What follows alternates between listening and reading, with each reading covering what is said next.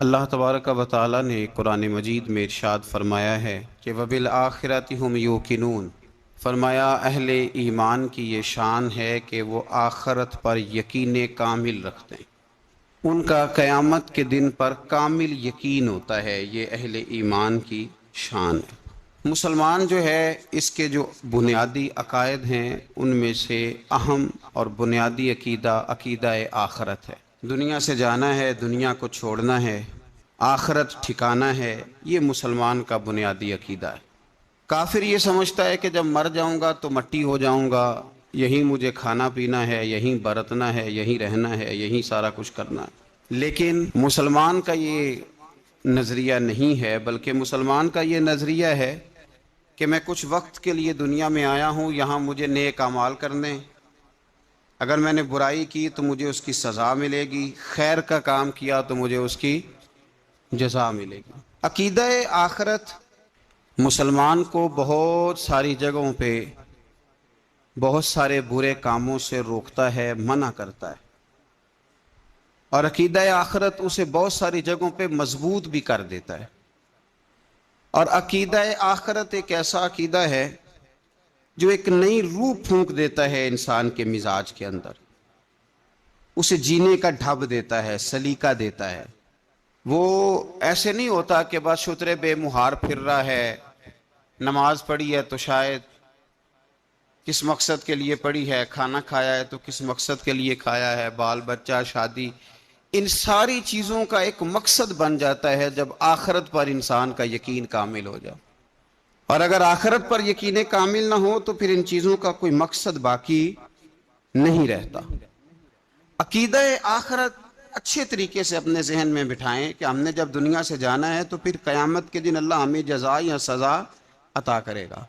میرے رسول پاک صلی اللہ تعالی علیہ وسلم نے ہمیں ڈھیر ساری چیزیں ایسی بتائی ہیں جن کا اجر ہمیں قیامت کے دن ملے گا۔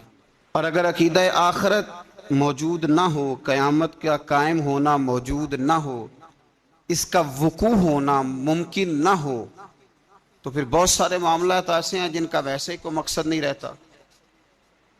ایک آدمی نے ساری زندگی ظلم کیا، زیادتی کی، جبر کیا، غریب کا مال دبایا، لوگوں کا حق کھایا، عیاش پرست زندگی گزاری، تو اگر قیامت میں بھی اسے کوئی نہ پوچھے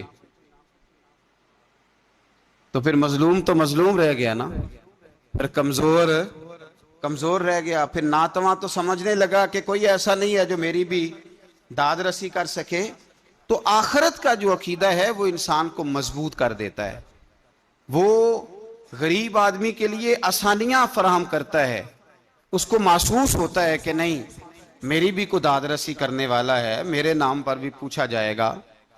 اسی طریقے سے ایک آدمی نے ساری زندگی خیر کا کام کیا، اس نے کوئی دھوکہ نہیں کیا، کوئی فریب نہیں کیا، چڑھتی جوانی تھی پر اس نے کوئی ایسا کام نہیں کیا جس سے کہ محسوس ہو کہ یہ اللہ کی نافرمانی کر رہا ہے۔ جائز کھایا، تھوڑا کھایا، نظر کی حفاظت کی، کس مقصد کے لیے؟ کہ اللہ قیامت میں مجھے اجر عطا کرے۔ اس نے رمضان کے سخت روزے رکھے، اس نے عبادتیں کی، اس نے اپنی جیب کاٹ کے غریب کی مدد کی، مقصود یہ تھا کہ اللہ قیامت میں مجھے اجر دے۔ تو اگر قیامت کا وقوع ہی نہ ہو، وہ ہمارے ہاں کچھ لوگ بڑی موج میں ہیں، وہ کہتے ہیں اور نہیں جی نہیں، اللہ بڑا کریم ہے۔ بالکل ٹھیک کہا آپ نے، نبی پاک علیہ السلام نے فرمایا وہ بہت بڑا بیوقوف آدمی ہے جو اللہ کی رحمت کی امید بھی کرے اور پھر خدا کی نافرمانی بھی کرے، وہ تو بیوقوف ہے۔ اگر تجھے رحمت کی امید ہوتی تو پھر تو خیر کے کام کرتا، پھر تو اللہ سے ڈرتا، پھر تیرے اعمال سنور جاتے، پھر تیرے اندر ترتیب اور طرح کی ہوتی۔ تو میرے عزیز، آپ اچھی طرح سے اس بات کو سمجھ لیں اور اس کو اچھے طریقے سے یاد رکھ لیں کہ قیامت قائم ہوگی۔ ہم یہاں آنے سے پہلے بھی کہیں تھے، یہاں آنے سے پہلے بھی کہیں موجود تھے، اللہ تعالیٰ نے ہمیں زندہ اور موجود دنیا کے اندر بھیجا، اور اس کے بعد جب ہم دنیا سے جائیں گے تو قبر میں رکھے جائیں گے، قبر میں اٹھائے جائیں گے۔ قبر کے اندر جا کر کے بہت سارے ایسے معاملات ہوں گے جن کی جزا اور سزا کا فیصلہ کیا جائے۔